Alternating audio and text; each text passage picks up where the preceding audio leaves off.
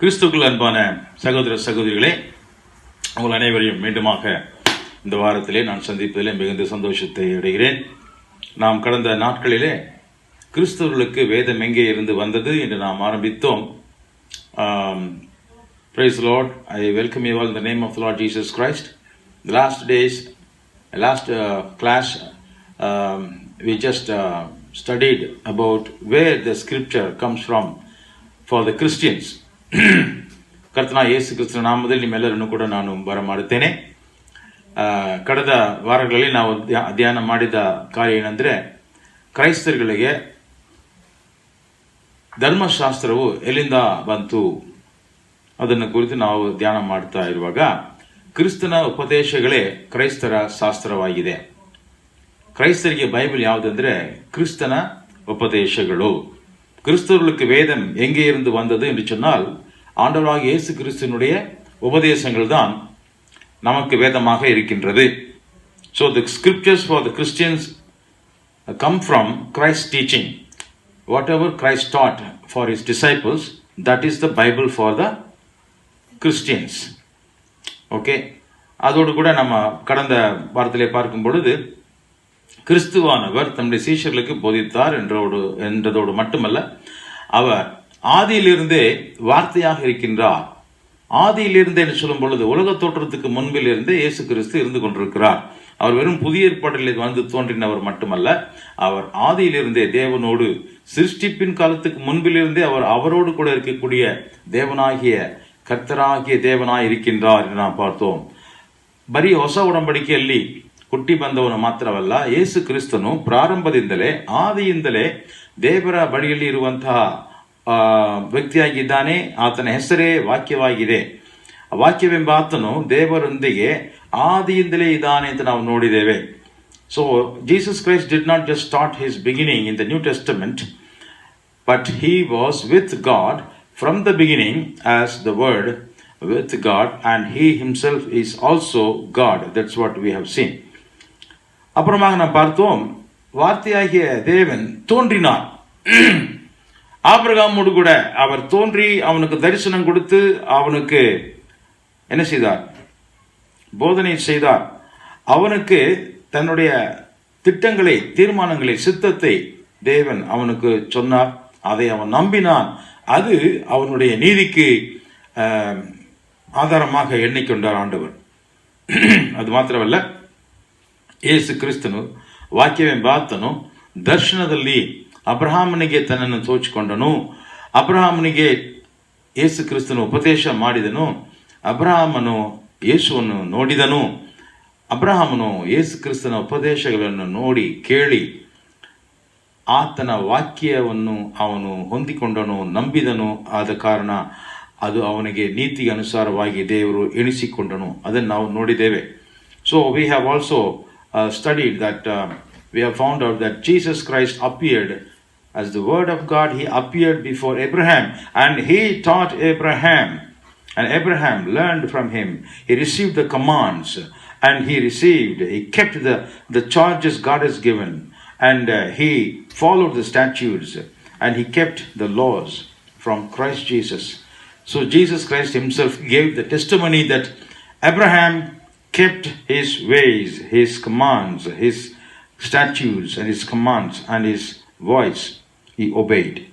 So இப்பொழுது நாம் தொடர்ந்து பார்க்க இருக்கின்றோம், இயேசு கிறிஸ்துவினுடைய உபதேசம் கிறிஸ்தவர்களுக்கு அது வேதமாக இருக்கிறது என்பதோடு மட்டுமல்ல, அவர் பழைய ஏற்பாட்டினுடைய மிகப்பெரிய ஒரு மனிதனாக இருக்கக்கூடிய மோசேக்கு தன்னை காண்பித்து கொடுத்தார். Jesus Christ appeared before the greatest person in the Old Testament, that is none other than Moses. He appeared before Moses and he gave him his words, his commands, his Torah, his Kukha, his Mitzvah, his Mishmereth. He heard the call of the Messiah, Yeshua HaMashiach. ಯೇಸು ಕ್ರಿಸ್ತನ ಶಬ್ದವನ್ನು ಕೇಳಿದವನು ಮೋಶೆ. ಯೇಸು ಕ್ರಿಸ್ತನ ಜೊತೆಯಲ್ಲಿ ಮುಖಾಮುಖಿಯಾಗಿ ನೋಡಿದವನು ಮೋಶೆ. ಯೇಸು ಕ್ರಿಸ್ತನು ತನ್ನ ಉಪದೇಶಗಳನ್ನು, ತನ್ನ ನಿಬಂಧನೆಗಳನ್ನು, ತನ್ನ ಪ್ರಮಾಣಗಳನ್ನು, ತನ್ನ ವಿಧಿಗಳನ್ನು ಯೇಸು ಕ್ರಿಸ್ತನು ಆತನಿಗೆ ಬೋಧಿಸಿದನು. ಅದನ್ನು ನಾವು ಇವತ್ತು ನೋಡ್ಲಿಕ್ಕಿದ್ದೇವೆ. ಹಲ್ಲೆಲೂಯಾ. ನಾವು ದೇವರ ವಾಕ್ಯಕ್ಕೆ ನಾವು ಹೋಗೋಣ. ಧರ್ಮೋಪದೇಶ ಕಾಂಡ 5ನೇ ಅಧ್ಯಾಯ 4ನೇ ವಾಕ್ಯದಿಂದ 10ನೇ ವಾಕ್ಯ. உபாகமம் 5ஆம் அதிகாரம் 4 முதல் 10 வசனங்களை நாம் கேட்போம். Deuteronomy chapter 5 verses 4 to 10. You can read it. The Lord spoke to you face to face out of the fire on the mountain. At that time, I stood between the Lord and you to declare to you the word of the Lord. See, the Lord spoke to us face to face. Underline that word. Yes, continue. Because you were afraid of the fire and did not go up the mountain. And he said, I am the Lord your God, who brought you out of Egypt, out of the land of slavery. You shall have no other gods before me. You shall not make for yourself an idol in the form of anything in heaven above, or on the earth beneath, or in the waters below. You shall not bow down to them or worship them, for I, the Lord your God, am a jealous God, punishing the children for the sin of the fathers to the 3rd and 4th generation of those who hate me, but showing love to 1,000 generations of those who love me and keep my commandments. ಯೆಹೋವನು ಆ ಬೆಟ್ಟದ ಮೇಲೆ ಬೆಂಕಿಯ ಜ್ವಾಲೆಯೊಳಗಿಂದ ಮುಖಾಮುಖಿಯಾಗಿ ನಿಮ್ಮ ಸಂಗಡ ಮಾತನಾಡಲಾಗಿ ನೀವು ಆ ಬೆಂಕಿಯ ಜ್ವಾಲೆಯ ದೆಸೆಯಿಂದ ಭಯಪಟ್ಟು ಬೆಟ್ಟವನ್ನು ಹತ್ತದೆ ಹೋಗಲಾಗಿ ನಾನು ಯೆಹೋವನಿಗೂ ನಿಮಗೂ ನಡುವೆ ನಿಂತು ಆತನು ಆಡಿದ ಮಾತುಗಳನ್ನು ನಿಮಗೆ ತಿಳಿಸಿದೆನು. ಆತನು ಹೇಳಿದ್ದೇನೆಂದರೆ, ನೀನು ದಾಸತ್ವದಲ್ಲಿದ್ದ ಐಗುಪ್ತ ದೇಶದೊಳಗಿಂದ ನಿನ್ನನ್ನು ಬಿಡುಗಡೆ ಮಾಡಿದ ಯೆಹೋವನೆಂಬ ನಿನ್ನ ದೇವರು ನಾನೇ. ಬಿಡುಗಡೆ ನಾಯಕನು ರಕ್ಷಕನು ನಾನೇ. ನಾನಲ್ಲದೆ ನಿನಗೆ ಬೇರೆ ದೇವರುಗಳು ಇರಬಾರದು. ಯಾವ ಮೂರ್ತಿಯನ್ನು ಮಾಡಿಕೊಳ್ಳಬಾರದು. ಆಕಾಶದಲ್ಲಾಗಲಿ ಭೂಮಿಯಲ್ಲಾಗಲಿ ಭೂಮಿಯ ಕೆಳಗಣ ನೀರಿನಲ್ಲಾಗಲಿ ಇರುವ ಯಾವುದರ ರೂಪವನ್ನು ಮಾಡಿಕೊಳ್ಳಬಾರದು. ಅವುಗಳಿಗೆ ಅಡ್ಡ ಬೀಳಲೂ ಬಾರದು, ಪೂಜೆ ಮಾಡಲೂ ಬಾರದು. ನಿನ್ನ ದೇವರಾದ ಯೆಹೋವನೆಂಬ ನಾನು ನನಗೆ ಸಲ್ಲತಕ್ಕ ಗೌರವವನ್ನು ಮತ್ತೊಬ್ಬನಿಗೆ ಸಲ್ಲಗೊಡಿಸದವನಾದದರಿಂದ ನನ್ನನ್ನು ದ್ವೇಷಿಸುವವರ ವಿಷಯದಲ್ಲಿ ತಂದೆಗಳ ದೋಷ ಫಲವನ್ನು ಮಕ್ಕಳ ಮೇಲೆ 3-4 ತಲೆಗಳವರೆಗೆ ಬರಮಾಡುವವನಾಗಿಯೂ ನನ್ನನ್ನು ಪ್ರೀತಿಸಿ ನನ್ನ ಆಜ್ಞೆಗಳನ್ನು ಕೈಕೊಳ್ಳುವವರಿಗೋ 1000 ತಲೆಗಳವರೆಗೆ ದಯೆ தோரிசுபவனாகியும் இದ್ದೇனே. ஆமென். தமிழை வாசிக்கும் பொழுது, கர்த்தர் மலையிலே அக்கினியில் நடுவில் இருந்து முகமுகமாய் உங்களோடே பேசினார். கர்த்தருடைய வார்த்தையை உங்களுக்கு அறிவிக்கும்படி அக்காலத்திலே நான் கர்த்தருக்கும் உங்களுக்கும் நடுவாக நின்றேன். நீங்கள் அக்கினிக்கு பயந்து மலையில் ஏறாமல் இருந்தீர்கள். அப்பொழுது அவர் சொன்னது என்னவென்றால், உன்னை அடிமைத்தன வீடாகிய எகிப்து தேசத்திலிருந்து புறப்பட பண்ணின உன் தேவனாகிய கர்த்தர் நானே. என்னை அன்றி உனக்கு வேறே தேவர்கள் உண்டாயிருக்க வேண்டாம். மேலே வானத்திலும் கீழே பூமியிலும் பூமியின் கீழ் தண்ணீரிலும் உண்டாயிருக்கிறவைகளுக்கு ஒப்பான ஒரு சுரூபத்தை ஆகிலும் யாதொரு விக்கிரகத்தை ஆகிலும் நீ உனக்கு உண்டாக்க வேண்டாம். நீ அவைகளை நமஸ்கரிக்கவும் சேவிக்கவும் வேண்டாம். உன் தேவனாய கர்த்தராயிருக்கிற நான் எரிச்சலுள்ள தேவனாயிருந்து என்னை பகைக்கிறவர்களை குறித்து பிதாக்களுடைய அக்கிரமத்தை பிள்ளைகளிடத்தில் 3ஆம் 4ஆம் தலைமுறை மட்டும் விசாரிக்கிறவராய் இருக்கிறேன். என்னிடத்தில் அன்பு கூர்ந்து என் கற்பனைகளை கை கொள்ளுகிறவர்களுக்கோ 1000 தலைமுறை மட்டும் இரக்கம் செய்கிறவராய் இருக்கிறேன். These are the words God spoke at the Mount of Sinai. You know, he says, love me alone. Keep my commandments. Don't make any other gods. Don't keep anything as idol between you and me. It's like Jesus was telling his disciples, you should not love more than me anybody. Let it be your father or mother, or your brother or sister, or your son or daughter. Don't love yourselves more than me. You will not be worthy of me. So in the same mood, Moses heard here, there is no one else, only the Lord God who has delivered you, who has redeemed you, who has brought you out of the house of bondage of Egypt. ಐಗುಪ್ತ ದೇಶದಿಂದ ಆ ದಾಸತ್ವದಿಂದ ನಿಮ್ಮನ್ನು ಬಿಡುಗಡೆ ಮಾಡಿಕೊಂಡು ಬಂದ ನಾಯಕನು ನಾನೇ ಬಿಡುಗಡೆ ಮಾಡುವಂಥ ರಕ್ಷಕನು. ನನ್ನನ್ನು ಬಿಟ್ಟು ಬೇರೆ ದೇವರು ನೀವು ಉಂಟು ಮಾಡಿಕೊಳ್ಳಬೇಡ. ಇದು ಹೇಗಿದೆ ಅಂದರೆ ಯೇಸು ಕ್ರಿಸ್ತನು ತನ್ನ ಶಿಷ್ಯರಿಗೆ ಹೇಳಿದ ಹಾಗೆ. ಹೇಗೆ ಹೇಳಿದನು? ನನಗಿಂತ ಹೆಚ್ಚಾಗಿ ಯಾರನ್ನು ಕೂಡ ನೀವು ಪ್ರೀತಿಸಬಾರದು. ಅಂದರೆ ತಾಯಿ ತಂದೆಯರು ನನಗಿಂತ ಮೇಲೆ ಅಲ್ಲ, ಅವುಗಳು ವಿಗ್ರಹಗಳಾಗಿಬಿಡ್ತಾರೆ. ನನಗಿಂತ ಹೆಚ್ಚಾಗಿ ನೀನು ನಿನ್ನ ಸ್ವಂತ ಹೆಂಡತಿಯಾದರೂ ಮಕ್ಕಳಾದರೂ ನೀನು ಪ್ರೀತಿಸಬಾರದು. ನಾನೇ ನಿನಗೆ ನಾಯಕನಾಗಿರಬೇಕು. ನಿನ್ನನ್ನು ನೀನೇ ಕೂಡ ನನಗಿಂತ ಹೆಚ್ಚಾಗಿ ಪ್ರೀತಿಸಬಾರದು. ಅದೇ ಟರ್ಮ್ಸ್, ಅದೇ ಕಂಡೀಷನ್, ಅದೇ ಒಂದು ನಿಬಂಧನೆಯನ್ನು ನಾವಿಲ್ಲಿ ನೋಡುತ್ತೇವೆ. ಇದು ಯೇಸು ಕ್ರಿಸ್ತನ ಒಂದು ಸಂದೇಶ, ಯೇಸು ಕ್ರಿಸ್ತನ ಉಪದೇಶ ಆ ಕಾಲದಿಂದ ಈ ಕಾಲದವರೆಗೂ ಅದು மாறுபட்டில்ல. ஸோ அந்த காலத்திலிருந்து இந்த காலம் வரைக்கும் பார்க்கும் பொழுது மோசையினிடத்திலும் சரி சீஷரிடத்திலும் சரி இயேசு கிறிஸ்து சொன்ன காரியங்களை பார்க்கும் பொழுது, உன்னை விடுதலை பண்ணி கொண்டு வந்த கர்த்தர் நானாக இருக்கும் பொழுது நீ வேற தேவர்களை உனக்கு நீ வைத்திருக்க கூடாது. என்னை விட அதிகமான ஒரு அன்பை வேறு யாருக்கு நீ காட்டவும் கூடாது. விக்கிரங்களை நீ ஏற்படுத்தி கொள்ளக்கூடாது. நான் உன்னுடைய தேவனாக இருக்கும் பொழுது நீ எந்த ஒரு காரியங்களுக்கும் நீ விழுந்து நமஸ்கரிக்க கூடாது.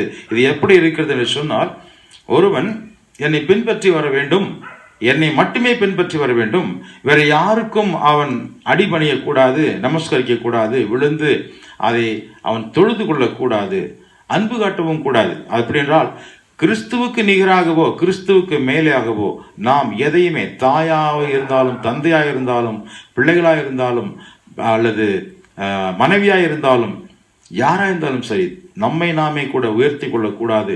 தேவனுக்கு கொடுக்கிற இடத்திலே வேற யாரையும் வைக்கக்கூடாது. அதே நிபந்தனை அன்றைக்கு சீனாய் மலையிலே இஸ்ரவேல் ஜனங்களுக்கு சொன்ன அதே சத்தியத்தை தான் இயேசு கிறிஸ்து சீஷர்களுக்கும் சொல்லியிருக்கிறார். அப்படி என்றால் அங்கே இருந்தவரும் இங்கே பேசிக்கொண்டிருக்கிறவரும் வேறு வேறு நபர்கள் அல்ல, அது இயேசு கிறிஸ்துவே. ஹல்லேலூயா, ஆமென். இன்னொரு வசனத்தை கூட வாசிப்போம். Deuteronomy chapter 10 verses 12 and 13. ಧರ್ಮೋಪದೇಶ ಕಾಂಡ 10ನೇ ಅಧ್ಯಾಯ 12-13ನೇ ವಾಕ್ಯವನ್ನು ನಾವು ಓದೋಣ. ಉಪಾಗಮಂ 10ಾம் அதிகாரம் 12-13. And now, O Israel, what does the Lord your God ask of you, but to fear the Lord your God, to walk in all his ways, to love him, to serve the Lord your God with all your heart, with all your heart, and with all your soul, with all your soul, and to observe the Lord's commands, observe the Lord's commands, and decrees that I am giving you today, I am giving you today for your own good. For your own good. ಆದುದರಿಂದ ಇಸ್ರಾಯೇಲ್ಯರೇ, ನೀವು ನಿಮ್ಮ ದೇವರಾದ ಯೆಹೋವನಲ್ಲಿ ಭಯಭಕ್ತಿಯುಳ್ಳವರಾಗಿ ಎಲ್ಲಾ ವಿಷಯಗಳಲ್ಲಿಯೂ ಆತನು ಹೇಳುವ ಮಾರ್ಗದಲ್ಲಿಯೇ ನಡೆಯುತ್ತಾ ಆತನನ್ನು ಪ್ರೀತಿಸುತ್ತಾ ಸಂಪೂರ್ಣವಾದ ಹೃದಯದಿಂದ ಮನಸ್ಸಿನಿಂದಲೂ ಸೇವೆ ಮಾಡುತ್ತಾ ನಾನು ನಿಮ್ಮ ಮೇಲಿಗಾಗಿ ನಿಮ್ಮ ಒಳ್ಳೆಯದಕ್ಕಾಗಿ ಈಗ ಬೋಧಿಸುವ ಆತನ ಈ ಆಜ್ಞಾವಿಧಿಗಳನ್ನು ಅನುಸರಿಸುತ್ತಾ ಇರುವುದನ್ನೇ ಹೊರತು ನಿಮ್ಮ ದೇವರಾದ ಯೆಹೋವನು ನಿಮ್ಮಿಂದ ಬೇರೇನು ಕೇಳಿಕೊಳ್ಳುತ್ತಾನೆ.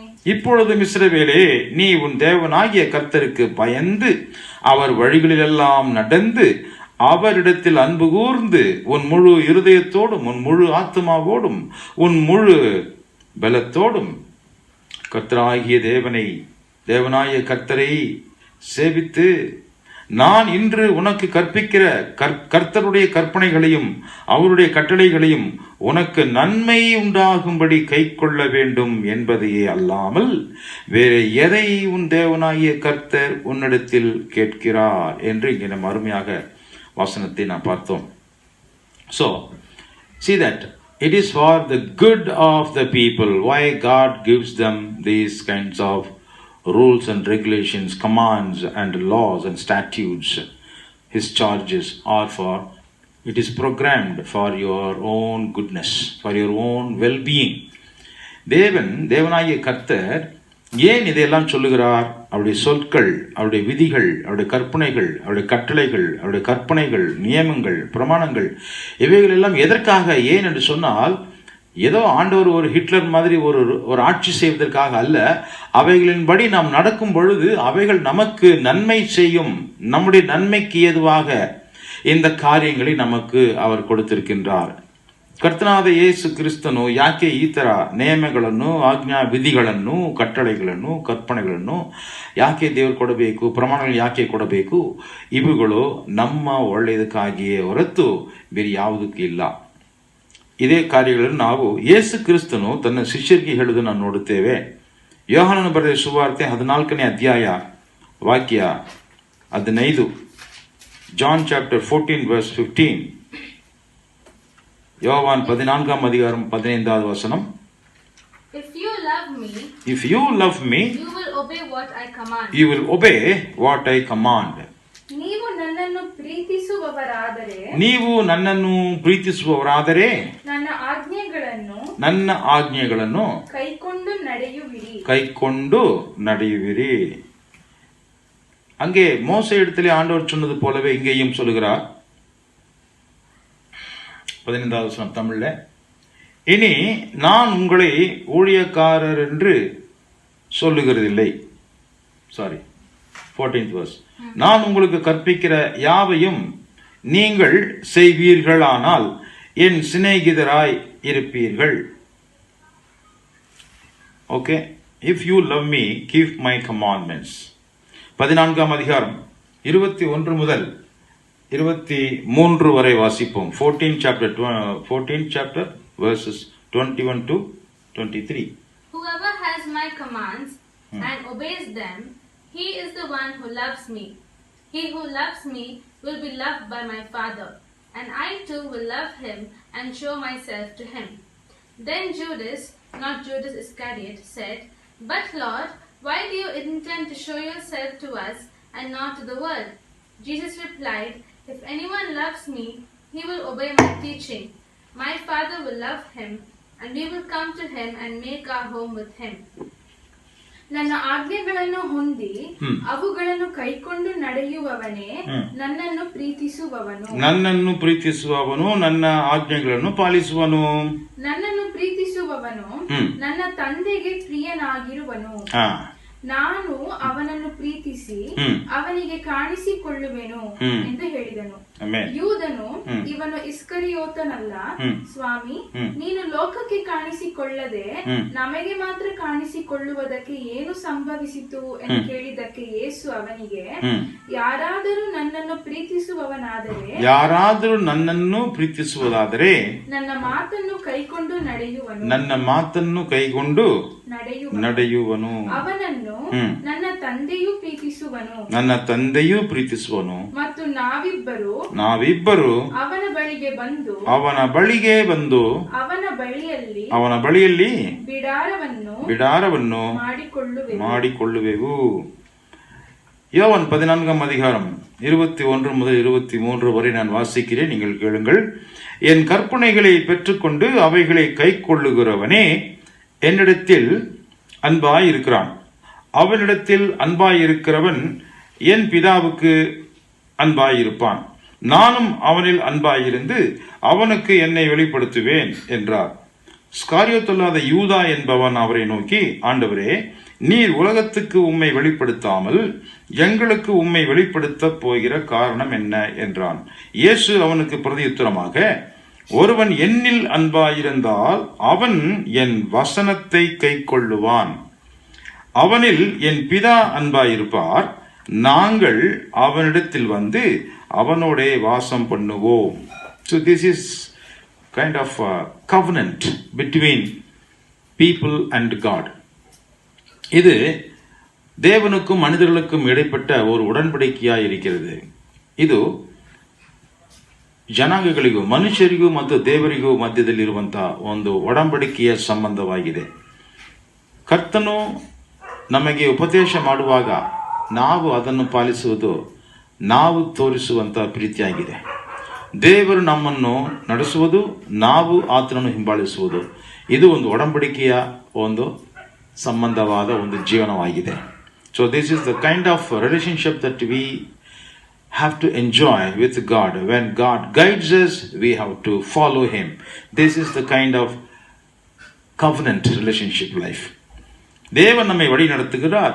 நாம் அவருடைய வார்த்தையை கை கொண்டு அவர் மேல் அன்பு கொண்டு நாம் அவருக்கு கீழ்ப்படிந்து நடப்பதுதான் இந்த உடன்படிக்கையின் ஒரு வாழ்க்கையாக இருக்கிறது. கர்த்தருடைய வேதம் நமக்கு எதற்காக கொடுக்கப்பட்டது தெரியுமா? Why God has given us the scriptures for us to follow? ಯಾಕೆ ದೇವರು ತನ್ನ ಶಾಸ್ತ್ರಗಳನ್ನು ಬರೆದು ಮನುಷ್ಯರಾದ ನಮಗೆ ಕೊಟ್ಟಿದ್ದಾನೆ ಗೊತ್ತಾ? ನಾವು ಆತನೊಂದಿಗೆ ವಾಸ ಮಾಡುವುದಕ್ಕೋಸ್ಕರ. ದೇವರ ಬಳಿಯಲ್ಲಿ ಮನುಷ್ಯನು ಬಂದು ವಾಸ ಮಾಡಬೇಕು. ಅಲ್ಲಿ ತಾನೇ ಅವನಿಗೆ ಬೇಕಾದಷ್ಟು ಆಶೀರ್ವಾದಗಳು, ಸುರಕ್ಷಿತವಾದ ರಕ್ಷಣೆಯು, ಶಾಂತಿಯು, ಸಮಾಧಾನವು, நித்திய ஜீவவு சிகுತ್ತದೆ. நாம் தேவனோடு சேர்ந்து வாழும் பொழுது தானே நமக்கு ஆரோக்கியமும் ஆசீர்வாதமும் ரட்சிப்பும் நிம்மதியும் நமக்கு நித்திய வாழ்வும் கிடைக்கிறதா இருக்கிறது. Why we have to follow God's word out of love? Because there we find, when we join with Him in the covenant relationship with God, there we find our life. We receive our blessings. We have eternal life. We have salvation. We have protection. We have everything that we need. This is maintained by our obedient love for Him. நாம் அவருக்கு கீழ்ப்படுகிற, அவருடைய வார்த்தையை நம்பி அன்பு காட்டி அவருக்கு பயந்து அவர் வழியில் நடக்கும் பொழுது தானே இது நடக்கிறது. இது நம்ம பழைய ஏற்பாட்டிலும் சரி, புதிய ஏற்பாட்டிலும் சரி, அந்த வார்த்தை, அந்த தன்மை மாறவே இல்லை. The nature of God's word is never been changed, whether it is Old Testament or in the New Testament. It is for our good. It is for our salvation. It is for our blessing. When we are in the way of the Lord, we keep walking according to the word of God. Out of love, we are blessed. நாம் பழைய ஏற்பாடாக இருந்தாலும் சரி, புதிய ஏற்பாடாக இருந்தாலும் சரி, கர்த்தருடைய வார்த்தையின் தன்மை மாறவே இல்லை. ಕರ್ತನ ವಾಕ್ಯಗಳು ಮಾರ್ಪಟ್ಟಿಲ್ಲ. ಅದು ಹಳೆಯ ಒಡಂಬಡಿಕೆ ಆಗಲಿ, ಹೊಸ ಒಡಂಬಡಿಕೆ ಆಗಲಿ, ದೇವರು ನಮ್ಮ ಹಿತಕ್ಕಾಗಿಯೇ ಎಲ್ಲವನ್ನೂ ಹೇಳಿದ್ದಾನೆ. ಅದನ್ನು ಪ್ರೀತಿಯಿಂದ ಕೈಗೊಂಡು ನಡೆಯುವಾಗ ನಮಗೆ ಆಶೀರ್ವಾದ, ಸುರಕ್ಷಿತವಾದ ರಕ್ಷಣೆ, ಎಲ್ಲ ವಿಧವಾದ ಒಳ್ಳೆಯತನಗಳು ನಾವು ಅನುಭವಿಸುತ್ತೇವೆ. ಇನ್ನೊಂದು ವಾಕ್ಯ ನಾವು ಓಡೋಣ. 1 ಯೋಹಾನನು 5ನೇ ಅಧ್ಯಾಯ 2-3 ವಾಕ್ಯಗಳು. 1 John chapter 5 verses 2 and 3. 1 யோவான் 5ஆம் அதிகாரம் 2-3. This is how we know that we love the children of God, by loving God and carrying out His commands. This is love for God, to obey His commands. This is love for God, to obey His commands. And His commands are not burdensome. His commands are not burdensome. ನಾವು ದೇವರ ಮಕ್ಕಳನ್ನು ಪ್ರೀತಿಸುತ್ತೇವೆಂಬುದನ್ನು ದೇವರನ್ನು ಪ್ರೀತಿಸಿ ಆತನ ಆಜ್ಞೆಗಳನ್ನು ಅನುಸರಿಸುವುದರಿಂದಲೇ ತಿಳಿದುಕೊಳ್ಳುತ್ತೇವೆ. ದೇವರ ಮೇಲಣ ಪ್ರೀತಿ ಏನೆಂದರೆ ಆತನ ಆಜ್ಞೆಗಳನ್ನು ಕೈಕೊಂಡು ನಡೆಯುವುದೇ. ದೇವರ ಮೇಲನ ಪ್ರೀತಿ ಏನೆಂದರೆ ಆತನ ಆಜ್ಞೆಗಳನ್ನು ಕೈಕೊಂಡು ನಡೆಯುವುದೇ. ಆತನ ಆಜ್ಞೆಗಳು ಭಾರವಾದವುಗಳು ಅಲ್ಲ. தமிழை வாசிக்கிறேன். 1 யோவான் 5ஆம் அதிகாரம் 2-3 வசனங்கள். நாம் தேவனிடத்தில் அன்பு கூர்ந்து அவருடைய கற்பனைகளை கை கொள்ளும் போது தேவனுடைய பிள்ளைகளிடத்தில் அன்பு கூறுகிறோம் என்று அறிந்து கொள்கிறோம். நாம் தேவனுடைய கற்பனைகளை கை கொள்ளுவதே அவரிடத்தில் அன்பு கூறுவதாம். அவருடைய கற்பனைகள் பாரமானவைகளும் அல்ல. So many of us think that we are not under any commands. We are in grace time, so no commands and no law. But that is not true. Jesus never taught us The apostles never taught us like that. The church was not taught in that direction. We have commands. The commands are God's direction for our life. How to conduct ourselves. How to treat our brethren. How to treat the people around us. It's out of love. That is how, when we keep the word of God, we love God. அநேகர் நினைத்துக் கொண்டிருக்கிறோம், நமக்கு எந்த கட்டளைகளும் இல்லை, நாம் கிறிஸ்துக்குள்ளே இருக்கிறோம், நாம் கிறிஸ்துவாக இருக்கின்றோம், நமக்கு எந்த கட்டளைகளும் நியாயப்பிரமாணங்களும் எந்த கற்பனைகளும் எந்த விதிகளும் நமக்கு கொடுக்கப்படவில்லை என்று நினைத்துக் கொண்டிருக்கிறோம். அது தவறு. கிறிஸ்து அப்படி சொல்லவில்லை. அப்போஸ்தலர்கள் யாரும் அப்படி போதிக்கவும் இல்லை. ஆதி சபைக்கு அப்படிப்பட்ட எந்த ஒரு காரியங்களும் கொடுக்கப்படவில்லை. நமக்கு கர்த்தருடைய வழிமுறைகள் கொடுக்கப்பட்டிருக்கிறது. நாம் எப்படி ஒருவரை ஒருவர் பாவித்துக் கொள்ள வேண்டும், எப்படி நாம் ஒருவரை ஒருவர் நேசிக்க வேண்டும், நாம் அன்பு கூற வேண்டும் என்பது கட்டளையாக கற்பனையாக கொடுக்கப்பட்டிருக்கிறது. அந்த கற்பனைகளை கை கொள்ளுவதுதான் நாம் தேவனிடத்திலே காட்டுகிற அன்பாய் இருக்கிறது. இது பழைய ஏற்பாட்டிலும் சரி புதிய ஏற்பாட்டிலும் சரி கிறிஸ்துவின் உபதேசம் ஒன்றாகவே இருக்கின்றது. ஹல்லேலூயா. ರಕ್ಷಿಪು ಇಲವಸಂ. ರಕ್ಷಿಪು ಇಲವಸಂ. ರಕ್ಷಣೆ ನಮಗೆ ಉಚಿತಾರ್ಥವಾಗಿದೆ. ಆದರೆ ದೇವರಲ್ಲಿ ನಾವು ಪ್ರೀತಿ ಮಾಡುವುದು ಹೇಗೆ? ದೇವರ ವಾಕ್ಯ ಪ್ರಕಾರ ನಾವು ನಡೆಯುವುದೇ. ದೇವರ ವಾಕ್ಯಗಳು ನಮಗೆ ಯಾಕೆ ಕೊಡಲ್ಪಟ್ಟಿದೆ? ದೇವರನ್ನು ಪ್ರೀತಿಸುವುದಕ್ಕೆ ಅದು ಗುರುತಾಗಿ ಕೊಡಲ್ಪಟ್ಟಿದೆ. ನಾವು ದೇವರ ವಾಕ್ಯವನ್ನು ಪಾಲಿಸಿ ನಡೆಯುವುದು ದೇವರಲ್ಲಿ ನಾವು ತೋರಿಸುವಂತ ಪ್ರೀತಿಯಾಗಿದೆ. ಸಹೋದರರಾದ ನಮ್ಮಲ್ಲಿ ಒಬ್ಬರನ್ನು ಒಬ್ಬರು ನಾವು ಪ್ರೀತಿಸುವುದು ದೇವರಿಗೆ ನಾವು ತೋರಿಸುವಂತ ಪ್ರೀತಿಯಾಗಿದೆ. ದೇವರಿಗೆ ನಾವು ತೋರಿಸುವಂತ ಪ್ರೀತಿ ದೇವರ ವಾಕ್ಯವನ್ನು ನಾವು ಕೈಕೊಂಡು ನಡೆಯುವುದೇ. ದೇವರ ವಾಕ್ಯವನ್ನು ಕೈಕೊಂಡು ನಡೆಯುವಾಗ ನಾವು ಒಬ್ಬರನ್ನು ಒಬ್ಬರು ಪ್ರೀತಿಸುತ್ತೇವೆ. ಇದು ಒಂದು ಆಜ್ಞೆಯಾಗಿದೆ. ಇದು ಒಂದು ದೇವರ ಕಟ್ಟಳೆಯಾಗಿದೆ. ಈ ಕಟ್ಟಳೆಗೆ ಕೆಳಗೆ ನಾವು ಇದ್ದೇವೆ. ನಾವು ದೇವರನ್ನು ಪ್ರೀತಿಸಿ ಒಬ್ಬರನ್ನು ಒಬ್ಬರು ನಾವು ಪ್ರೀತಿಸಬೇಕು. ಈ ಒಂದು ಆಜ್ಞೆ ನಮಗೆ ಕೊಡಲ್ಪಟ್ಟಿದೆ. ಹಳೆಯ ಒಡಂಬಡಿಕೆಯಲ್ಲಿ ಇದು ಕೊಟ್ಟಿದೆ, ಇಲ್ಲಿ ಇಲ್ಲ, ಈ ತರ ಹೇಳುವುದು ಅದು ಸರಿಯಲ್ಲ. ಓಕೆ, ಇನ್ನೊಂದು ವಾಕ್ಯ ನಾವು ಕೂಡ ಓದೋಣ. 1 ಯೋಹಾನನ 3ನೇ ಅಧ್ಯಾಯ 22, 23, 24. 1 John chapter 3 verses 22 to 24. And receive from him anything we ask, because we obey his command. Because we obey his command, we receive everything that we ask. And do what pleases him. And we are trying to do what pleases him according to his word. And this is his command. And this is his command. To believe in the name of his son. To believe in the name of God's Son, Jesus Christ. And to love one another. And to love one another. As he commanded us. As God commanded us. Those who obey his command. Those who obeyed his command. Live in him. They are living in him. And he in them. And God is living in them. And this is how we know. This is how we know. That he lives in us. That God is living in us. We know it. We know that. By the Spirit. By the Spirit of God. He gave us. He gave us. ಮತ್ತು ನಾವು ಆತನ ಆಜ್ಞೆಗಳನ್ನು ಕೈಕೊಂಡು ಆತನ ಎಣಿಕೆಯಲ್ಲಿ ಮೆಚ್ಚಿಕೆಯಾದ ಕಾರ್ಯಗಳನ್ನು ಮಾಡುವವರಾಗಿರುವುದರಿಂದ ಏನು ಬೇಡಿಕೊಂಡರೂ ನಾವು ಬೇಡಿಕೊಳ್ಳುವುದೆಲ್ಲ ಆತನಿಂದ ನಾವು ಹೊಂದಿಕೊಳ್ಳುವೆವು. ದೇವರ ಆಜ್ಞೆ ಯಾವುದೆಂದರೆ ನಾವು ಆತನ ಮಗನಾದ ಒಬ್ಬನೇ ಮಗನಾದ ಯೇಸು ಕ್ರಿಸ್ತನ ಹೆಸರನ್ನು ನಂಬಿ ಕ್ರಿಸ್ತನು ನಮಗೆ ಅಪ್ಪಣೆ ಕೊಟ್ಟ ಪ್ರಕಾರ ಏನು ಕೊಟ್ಟಿದ್ದಾನೆ? ಅಪ್ಪಣೆ ಕೊಟ್ಟ ಪ್ರಕಾರ ಒಬ್ಬರನ್ನೊಬ್ಬರು ಪ್ರೀತಿಸಬೇಕೆಂಬುದೇ ಆತನ ಆಜ್ಞೆಗಳನ್ನು ಕೈಕೊಂಡು ನಡೆಯುವವನು ಆತನಲ್ಲಿ ನೆಲೆಗೊಂಡಿದ್ದಾನೆ. ಆತನು ಇವನಲ್ಲಿ ನೆಲೆಗೊಂಡಿರುತ್ತಾನೆ. ನಮ್ಮಲ್ಲಿ ನೆಲೆಗೊಂಡಿದ್ದಾನೆಂದು ಆತನು ನಮಗೆ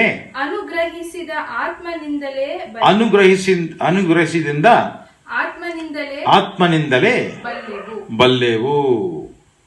அவருடைய கற்பனைகளை நாம் கைக்கொண்டு அவருக்கு முன்பாக பிரியமானவைகளை செய்கிறபடியினால் நாம் ஜெபம் பண்ணி வேண்டிக் கொள்ளுகிறது எதுவோ அதை அவராலே பெற்றுக் கொள்ளுகிறோம்.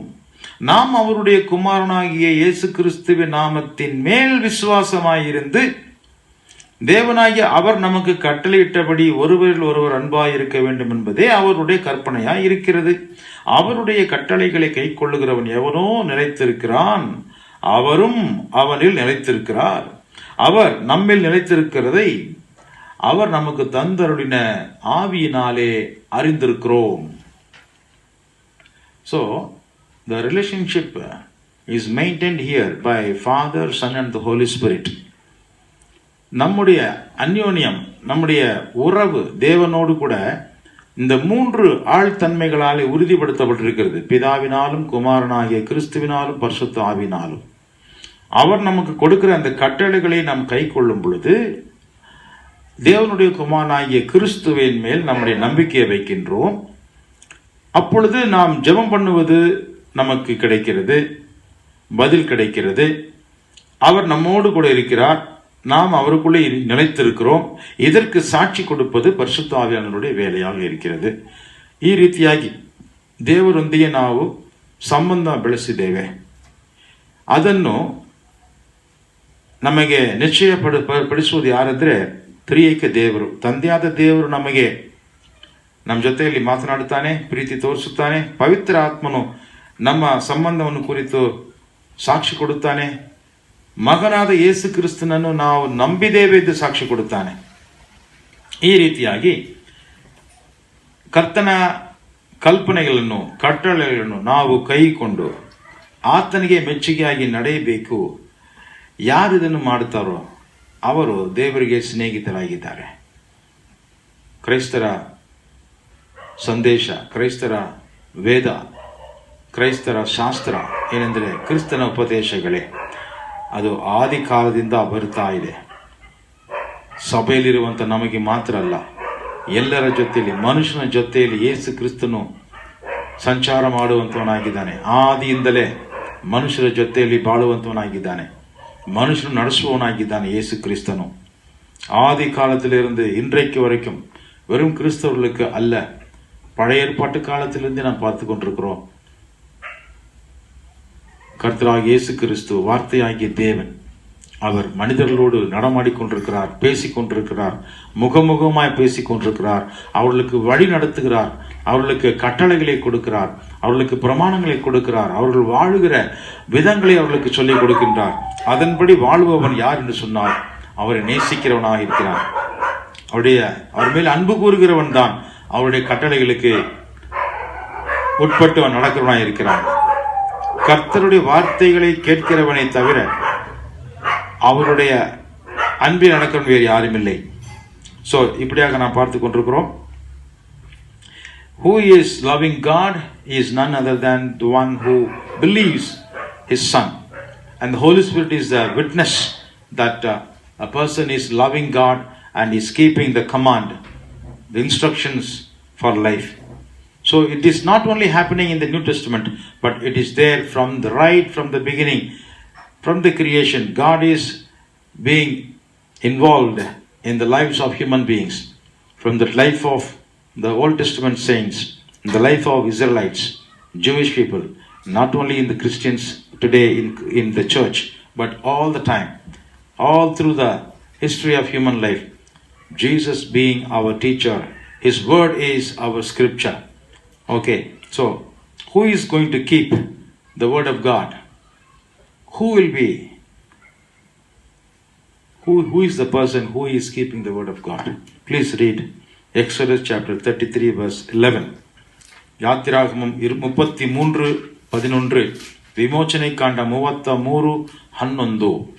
Exodus 33:11. The Lord would speak to Moses. The Lord would speak to Moses face to face, as a man speaks with his friend. Then Moses would return to the camp. Then Moses would return to his tent. But his young aide Joshua, son of Nun, did not leave the tent. Son of Nun. noon. Did not leave the tent. ಕನ್ನಡದಲ್ಲಿ ಮನುಷ್ಯರೊಳಗೆ ಹಾ. ಒಬ್ಬನು ತನ್ನ ಸ್ನೇಹಿತನೊಡನೆ ಹೇಗೆ ಮಾತಾಡುವನೋ ಸ್ನೇಹಿತನೊಡನೆ ಹೇಗೆ ಮಾತನಾಡುತ್ತಾನೋ ಹಾಗೆಯೇ ಯೆಹೋವನು ಮೋಶೆಯ ಸಂಗಡ ಮುಖಾಮುಖಿಯಾಗಿ ಮಾತಾಡುತ್ತಿದ್ದನು. ಸಾಕು. ஒருவன் தன் சிநேகிதனோடே பேசுவது போல கர்த்தர் மோசேயோடே முகமுகமாய் பேசினார். அல்லேலூயா, அல்லேலூயா.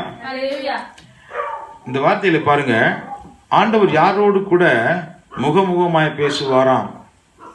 யார் தன்னுடைய வார்த்தையை பெற்றுக்கொள்வதற்கு ಇಷ್ಟಪಡುகிறாನೋ, ಯಾರ ಜೊತೆಯಲ್ಲಿ ದೇವರು ಮುಖಾಮುಖಿಯಾಗಿ ಮಾತನಾಡುತ್ತಾನೆ, ಯಾರಿಗೆ ದೇವರ ಮಾತನಾಡುವುದು ಇಷ್ಟವಾಗುತ್ತದೋ, ದೇವರ ವಾಕ್ಯವನ್ನು ಹೊಂದಿಕೊಳ್ಳುವುದಕ್ಕೆ ಯಾರು ಇಷ್ಟಪಡುತ್ತಾರೋ ಅವರ ಜೊತೆಯಲ್ಲಿ ತನ್ನ ಮುಖವನ್ನು ತೋರಿಸಿ ಮುಖಾಮುಖಿಯಾಗಿ ದೇವರು ಮಾತನಾಡುತ್ತಾನೆ. With whom God will speak face to face to the people who are showing interest to receive the instruction from God. Toward them God will show his face. He will speak to them as a friend, face to face, because they receive God's word. They receive God's word. அதைத்தான் நாம் முதல்ல படித்தோம். ஆபிரகாமோடு கூட பேசும்பொழுது கூட, Abraham என் சொல்லுக்கு அவன் கீழ்ப்படிந்தான். கோல் என்னுடைய சத்தத்துக்கு அவன் கீழ்ப்படிந்தான். என் சத்தத்திற்கு அவன் செவி கொடுத்தான், முகத்தை காட்டினான், அவனோடு முகமுகமாய் பேசினார். ஆபிரகாம் தேவனுக்கு ஒரு சிநேகிதன் ஆனான். இங்கே பார்க்கிறோம், மோசே இடத்திலே கூட அப்படிப்பட்ட ஒரு காரியத்தை நாம் பார்க்கின்றோம். மோசையோடு கூட தேவன் முகமுகமாய் பேசுகிறார். இந்த வார்த்தையை எபிரேயத்தில் நான் உங்களுக்கு சொல்ல போகிறேன். ಅದಕ್ಕೆ ಮುன்பதாக ಸ್ನೇಹಿತನೋಡೆ பேசுவது போல ಒಬ್ಬ ಗೆಳೆಯನ ಜೊತೆಯಲ್ಲಿ ದೇವರು ಮಾತನಾಡುವ ರೀತಿಯಲ್ಲಿ ದೇವರು ಮಾತನಾಡಿದ್ದಾನೆ ಮೋಶೆ ಜೊತೆಯಲ್ಲಿ ಮತ್ತು ಅಬ್ರಹಾಮನ ಜೊತೆಯಲ್ಲಿ ನಾವು ನೋಡ್ತಾ ಇದ್ದೀವಿ. ಅದೇ ರೀತಿಯಾಗಿ ಅದೇ ಒಂದು ಪ್ರಕಾರವಾಗಿ ಯೇಸು ಕ್ರಿಸ್ತನು ತನ್ನ ಶಿಷ್ಯರನ್ನು ನೋಡುವಾಗ ಹೇಗೆ ಮಾತನಾಡುತ್ತಾನೆ? ಯೋಹಾನನು ಬರೆದ ಸುವಾರ್ತೆ 15ನೇ ಅಧ್ಯಾಯ 13ರಿಂದ 14ರವರೆಗೆ 15ರವರೆಗೆ ಓದಿಕೊಳ್ಳಿ. 13, 14, 15 ಅಧ್ಯಾಯ 15 chapter John chapter 15 verses 13, 14, 15. Greater love has no one than this, that he laid down his life for his friends. He lays down his life for his friends. That is the greatest love. You are my friends. You are my friends. If you do what I command. If you do what I command. I no longer call you servants. I no longer call you as my servants. Because a servant does not know his master's business. A servant will not know the master's intentions and his business. Instead, I have called you friends. I have called you to be my friends. For everything that I learned from my father, I have made known to you. I have revealed everything to you because I consider you as my friends. ಪ್ರಾಣವನ್ನೇ ಸ್ನೇಹಿತರಿಗೋಸ್ಕರ ಕೊಡುವ ಪ್ರೀತಿಗಿಂತ ಹೆಚ್ಚಿನ ಪ್ರೀತಿಯು ಯಾವುದೂ ಇಲ್ಲ. ಇದಕ್ಕಿಂತ ಹೆಚ್ಚಿನ ಪ್ರೀತಿ ಯಾವುದೂ ಇಲ್ಲ. ಸ್ನೇಹಿತರಿಗೋಸ್ಕರ ಪ್ರಾಣವನ್ನೇ ನೀಡುವುದು. ನಾನು ನಿಮಗೆ ಕೊಟ್ಟ ಆಜ್ಞೆಗಳಿಗೆ ಸರಿಯಾಗಿ ನೀವು ನಡೆದುಕೊಂಡರೆ ನೀವು ನನ್ನ ಸ್ನೇಹಿತರು. ಇನ್ನು ಮೇಲೆ ನಾನು ನಿಮ್ಮನ್ನು ಆಳುಗಳು ಎನ್ನುವುದಿಲ್ಲ. ಯಜಮಾನನು ಮಾಡುವಂತದ್ದು ಆಳಿಗೆ ತಿಳಿಯುವುದಿಲ್ಲ. ನಿಮ್ಮನ್ನು ಸ್ನೇಹಿತರೆಂದು ಹೇಳಿದ್ದೇನೆ. ತಂದೆಯ ಕಡೆಯಿಂದ ನಾನು ಏನೆಲ್ಲ ಕೇಳಿದ್ದೇನೋ ಅದನ್ನೆಲ್ಲ ನಿಮಗೆ ತಿಳಿಸಿದ್ದೇನೆ. ನೀವು ನನ್ನನ್ನು ಅದು ಸಾಕು. 3 வசனங்கள் நான் சொன்னேன். இதுல ஒருவன் தன் சிநேகிதருக்காக தன் ஜீவனை கொடுக்கிற அன்பிலும் அதிகமான அன்பு ஒருவரிடத்திலும் இல்லை. நான் உங்களுக்கு கற்பிக்கிற யாவையும் நீங்கள் செய்வீர்களானால் நான் உங்களுக்கு கொடுக்கிற கட்டளைகளின்படி நீங்கள் செய்வீர்களானால் என்னுடைய சிநேகிதராய் இருப்பீர்கள். இனி நான் உங்களை என்னுடைய வேலைக்காரன் என்று ஊழியக்காரர் என்று சொல்லுகிறதில்லை. ஊழியக்காரன் எஜமான் செய்கிறதை அறிய மாட்டான். தன் எஜமான் எதற்காக சொன்னான் அது அவனுக்கு புரியாது. ஆனால் நான் உங்களை சிநேகிதர் என்றேன். ஏனென்றால் என் பிதாவினிடத்தில் நான் கேள்விப்பட்ட எல்லாவற்றையும் உங்களுக்கு நான் அறிவித்தேன். ನೋಡಿ, ಯೇಸು ಕ್ರಿಸ್ತನು ಮೋಶೆನ ಜೊತೆಯಲ್ಲಿ ಮುಖಾಮುಖಿಯಾಗಿ ಮಾತನಾಡುವಾಗ ಅವನು ದೇವರ ವಾಕ್ಯವನ್ನು ಅವನು ಹೊಂದಿಕೊಳ್ಳುವ ಒಬ್ಬ ವ್ಯಕ್ತಿಯಾಗಿದ್ದಾನೆ. ಅದೇ ರೀತಿಯಾಗಿ ಅಬ್ರಹಾಮನ ಜೊತೆಯಲ್ಲಿ ಮಾತನಾಡುವಾಗ ಅಬ್ರಹಾಮನು ಮುಖಾಮುಖಿಯಾಗಿ ದೇವರ ವಾಕ್ಯಗಳನ್ನು, ಆಜ್ಞಾವಿಧಿಗಳನ್ನು, ಕಲ್ಪನೆಗಳನ್ನು, ನೇಮಗಳನ್ನು ಅವನು ಹೊಂದಿಕೊಂಡಿದ್ದನು. ಇಲ್ಲಿ ನೋಡುವಾಗ ಕ್ರೈಸ್ತರಾದ ನಮಗೆ, ಶಿಷ್ಯರಾಗಿದ್ದ ನಮಗೆ ಯೇಸು ಕ್ರಿಸ್ತನು ನಮ್ಮನ್ನು ಹೇಗೆ ಭಾವಿಸುತ್ತಾನೆ ಅಂದರೆ, ನಾವು ಆತನ ಕಟ್ಟಳೆಗಳಿಗೆ, ಆಜ್ಞಾವಿಧಿಗಳಿಗೆ ನಾವು ವಿಧೇಯರಾಗಿ ನಡೆದುಕೊಂಡರೆ, ಕೈಕೊಂಡು ನಡೆದರೆ ನಮ್ಮನ್ನು ಯೇಸು ಕ್ರಿಸ್ತನು ಹೇಗೆ ಕರೀತಾನೆ ಗೊತ್ತಾ? ಸ್ನೇಹಿತರೆಂದು ಕರೀತಾನೆ. ನಮ್ಮ ಜೊತೆಯಲ್ಲಿ ಯೇಸು ಕ್ರಿಸ್ತನು, ಅದೇ ಯೇಸು ಕ್ರಿಸ್ತನು ನಿನ್ನೆ ಇವತ್ತು ಎಂದೆಂದಿಗೂ ಮಾರ್ಪಡದ ದೇವರು, ನಮ್ಮ ಜೊತೆಯಲ್ಲಿ ಮಾತನಾಡುವಂಥ ದೇವರು, ಮುಖಾಮುಖಿಯಾಗಿ ಮಾತನಾಡೋದಕ್ಕೆ ಇಷ್ಟಪಡುವಂಥ ದೇವರು. ಈಗ ಈ ಪದ ಮೋಶೆಗೆ ಮತ್ತು ಅಬ್ರಹಾಮನಿಗೆ ಮತ್ತು ನಮಗೆ ದೇವರು ಕೊಟ್ಟ ಒಂದು ದೊಡ್ಡ ಒಂದು ಅಂತಸ್ತು ಯಾವುದಂದ್ರೆ ಸ್ನೇಹಿತ, friend. What is the meaning for friend in the original language in Hebrew? It is 3-lettered word, Resh, Yod and Ayin. Rayah. Raya has 3 letters. Raya என்று சொல்லக்கூடிய ஒரு வார்த்தையை இந்த சிநேகிதனுக்காக பயன்படுத்தப்பட்ட ஒரு வார்த்தை. மூல ಭಾಷೆಯಲ್ಲೇ அதை பார்க்கும் பொழுது 3 எழுத்துக்கள் அங்கே ಕಾಣப்படுகிறது. ಮೂಲ ಭಾಷೆಯಲ್ಲಿ ನಾವು ನೋಡುವಾಗ ಈ ಪದ ಸ್ನೇಹಿತನಿಗೆ ಕೊಡಲ್ಪಟ್ಟ ಆ ಪದ 3 ಅಕ್ಷರಗಳುಳ್ಳ ಒಂದು ಪದ. ಅದರಲ್ಲಿ ಮೊದಲನೆಯ ಅಕ್ಷರ ಯಾವುದಂದ್ರೆ ರೇಷ್, ಎರಡನೇದು ಯಾವುದು ಯೋದ್, ಮೂರನೇದು ಆಯಿನ್. ಈ 3 ಅಕ್ಷರಗಳನ್ನು ನಾವು ಒಟ್ಟಿಗೆ ಸೇರಿ ಅದನ್ನು ಉಚ್ಚರಿಸುವಾಗ ಅದು ರಾಯಃ ಎಂಬ ಶಬ್ದ ಕೊಡುತ್ತದೆ. ಇದರಲ್ಲಿ ಇರುವಂತಹ ಪ್ರತಿಯೊಂದು ಪದಗಳಲ್ಲಿ ಕಾಣುವಂತ ವರ್ಡ್ ಪಿಕ್ಚರ್, ಆ ಅಕ್ಷರದ ಒಂದು ಚಿತ್ರ ನೋಡುವಾಗ 3 ವಿಷಯ ನಾವು ಅರ್ಥ ಮಾಡಿಕೊಳ್ಳಬಹುದು. ಒಂದು ರೇಷ್. ರೇಷ್ ಅಂದ್ರೆ ಏನು? ತಲೆ. ಎರಡನೇದು ಯೋದ್. ಯೋದ್ ಅಂದ್ರೆ ಕೈ.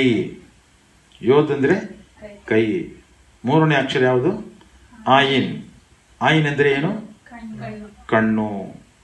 ಸೊ ತಲೆ, ಕೈ, ಕಣ್ಣು, ಇದು 3 ಸೇರಿಸಿ ಹೇಳುವಾಗ ಇವನು ನನ್ನ associate, he is my associate, ನನ್ನ ಜೊತೆಕಾರನು. ಇವನ ತಲೆ ನನ್ನ ತಲೆಯಾಗಿದೆ. ಇವನ ಕೈ ನಾನು ಹೇಳುವುದೆಲ್ಲ ಮಾಡುತ್ತದೆ. ಇವನ ಕಣ್ಣುಗಳು ನಾನು ತೋರಿಸುವಂಥದ್ದೆಲ್ಲ ನೋಡುತ್ತದೆ. ಹಲ್ಲೆಲೂಯಾ. ತಲೆ, ಕೈ, ಕಣ್ಣು, ಈ 3 ಭಾಗಗಳನ್ನು ಸೇರಿಸಿ ಹೇಳುವಾಗ ಇವನು ನನ್ನ ಮನಸ್ಸಿನಲ್ಲಿ, ನನ್ನ ಕೈ ಕೆಲಸದಲ್ಲಿ, ನಾನು ತೋರಿಸುವಂತ ಕಾರ್ಯಗಳಲ್ಲಿ ಅವನು ನನ್ನ ಜೊತೆಯಲ್ಲೇ ಇದ್ದಾನೆ. Hallelujah. He is none other than my associate, my friend and my related brother.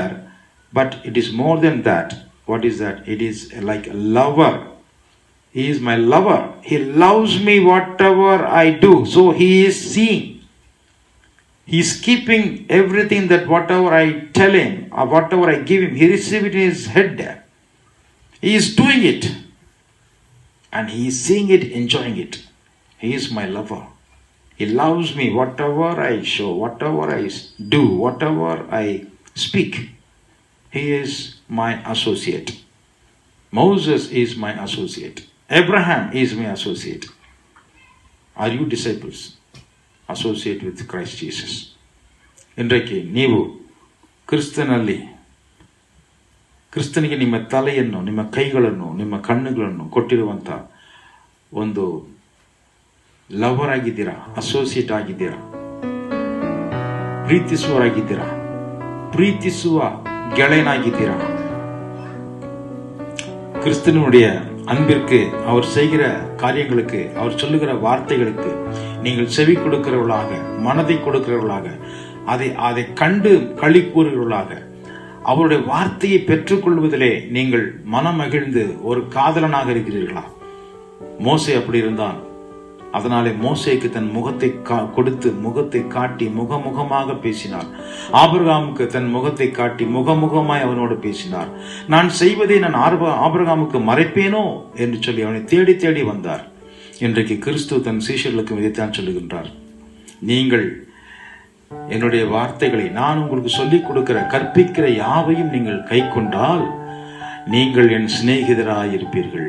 Same word, ராயா. நாம் கர்த்தருக்கு ರಾಯವಾಗ இருக்கிறோமா? ಅಸೋಸಿಯೇಟ್ ಲವರಾಗ இருக்கிறோமா? ಜೊತೆಕರನಾಗಿದ್ದೇವಾ ಕ್ರಿಸ್ತನಿಗೆ? Are we the partner with Christ? Are we interested in whatever Jesus is teaching us? Are we interested in Him? Do we love Him? Let us bow down our heads and pray to the Lord. I ask Abel to lead us in prayer.